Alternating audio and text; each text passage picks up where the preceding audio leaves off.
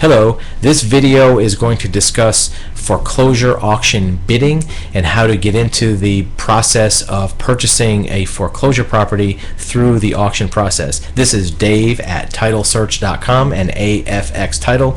There's a couple different types of auctions that accrue to properties that have default or deficiencies. One is a mortgage foreclosure where a mortgage isn't paid and the lender is selling the property at auction. Another may be a delinquent tax auction where the property owner has not paid their real estate taxes and the county or the taxing authority has taken the property and is auctioning off the tax rights for it. The first thing to do is determine the date, place, and time for the auction. It may seem like a simple detail, but knowing when and where that property will be auctioned is important. There may be several dates on the default notices. Knowing the exact date, place, and time for that auction is a starting point because everything goes backwards from there in your preparations. The second thing is knowing the format. Is there a registration involved? You have to register for the sale, maybe post a deposit, maybe have some personal information recorded by the auctioning authority.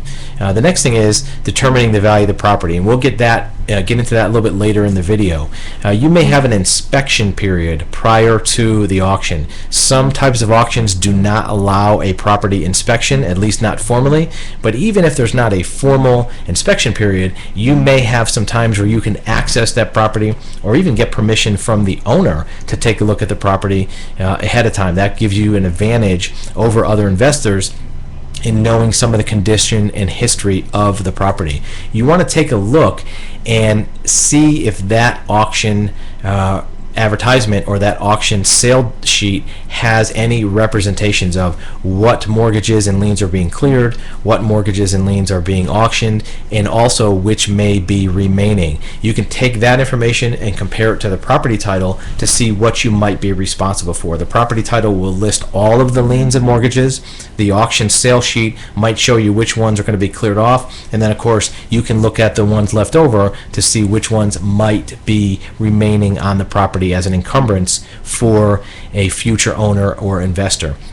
Then you want to identify the correct legal description of the property. What is the actual property legal? It may not be the street address such as 12 Main Street. It may be some other parcel number, full legal description, or some other representation. You also want to identify the correct mortgage and or tax being auctioned off to make sure that it's not a first or second mortgage.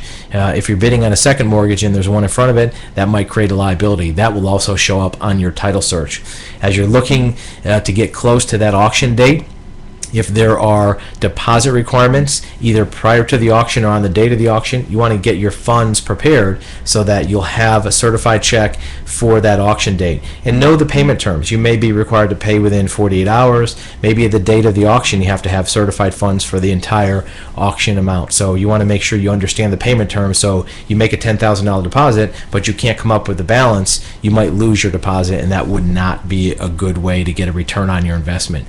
The deposit amounts sometimes are in a percentage of sale price. So let's say they represent that the deposit is going to be 10% of the sale price. Well, you don't know what that sale price will be prior to the auction. So you may want to have certified checks in different amounts to add up to what 10% might be. So if the property is going to sell somewhere between $150,000 and $200,000, you may want to have certified checks, one for $15,000 and then at $1,000 increments up from there. Or you just may want to have a 10% amount of the highest you'll bid. That way you'll know you'll cover whatever the sale price is. Then you want to look to see what type of deed you will be getting from that auction. Is it a quitclaim deed, a sheriff's deed? In some unlikely events you may get a warranty deed. Sometimes you get a tax deed. Know what type of deed you'll be getting, and that'll help you understand what your ownership is. Are there any closing expenses? When you purchase the property, does your bid amount cover everything? Is there a bidder's premium, 2 or 3% over to cover the fees? Do you have to pay a sheriff to complete the deed? Do you have to pay for recording of the deed? Are there any other expenses? You can add that into your investment amount to know your total amount invested in the property. Here's a big deal. When you buy that property, if you own it the next day, what happens if that property burns to the ground the day after you buy it? What happens if it's destroyed by an earthquake or hurricane? the question is there any insurance on it? You may want to get some provisional coverage from your current insurer.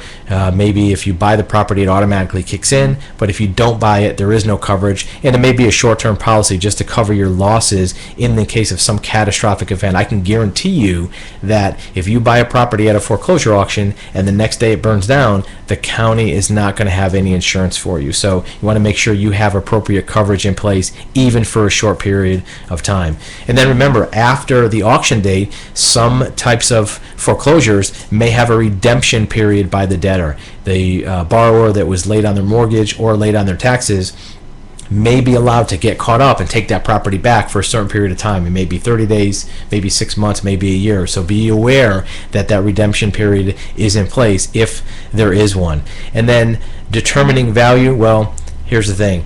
That's something where you want to look at comparable sales. You want to look at what the opportunity of that property is. If you fix it up, if you redo the landscaping, maybe refurbish the kitchen, maybe do some paint, or if it needs more structural damage repaired, you know what that cost is. Once you know that cost, you can add that in to your minimum bid or your maximum bid and seeing what you might have into the property and what profit you could make.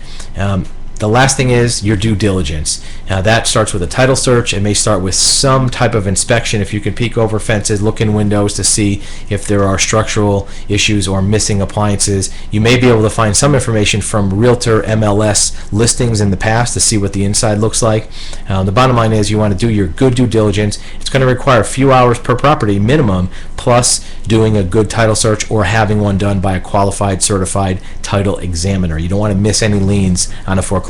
You already have enough risk on the property, not knowing condition, having some maybe deteriorated value, so you don't want to miss a lien that's going to add more expense to your risk factor. And then the last thing is, when you buy that property, you want to see, do you have a right of cancellation after the auction? Do you have to put any more money into it after the auction just to get in the door, changing locks, fixing lights, hooking up power? And then the last thing is, what about squatters? What about when you buy that property and there's somebody in that house, whether it was a tenant, prior owner, or somebody that just broke in and is living there?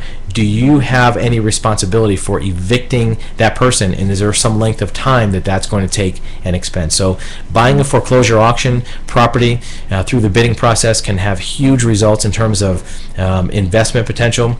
But you want to make sure you do good due diligence, do all your preparation, because that's where the money's made, in the preparation and in buying it right to begin with.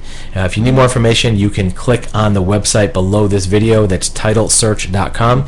We have more information about foreclosure properties, title information, liens, bidding at auction. And if you know somebody else who is a colleague that invests in foreclosure, certainly share this video with them, and then we'll see you on the next video about real estate title information.